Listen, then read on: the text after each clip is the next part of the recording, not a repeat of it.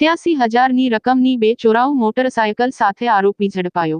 વાહન ચોરીના 3 ગુન્હાઓનો ભેદ ઉકેલી આરોપીને ઝડપી પાડ્યો।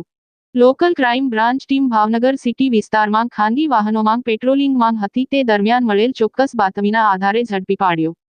જવાહર મેદાન કંસારા કબ્રસ્તાન પાસે બાવળની કાંટમાં ઉભેલ શખ્સને ચોરાઉ મોટરસાયકલ સાથે ઝડપી પાડ્યો।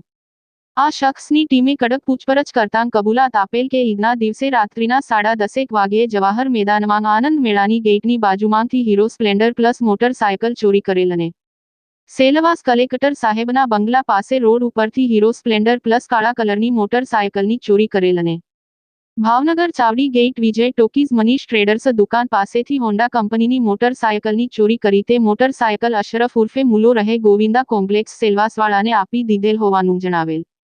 જે અંગે આગળની વધુ કાર્યવાહી માટે ઘોઘા રોડ પોલીસ સ્ટેશનમાં સોંપી આપવામાં આવેલ। આ અંગે નીલમબાગ પોલીસ સ્ટેશન અને સેલવાસ પોલીસ સ્ટેશનમાં જાણ કરાઈ।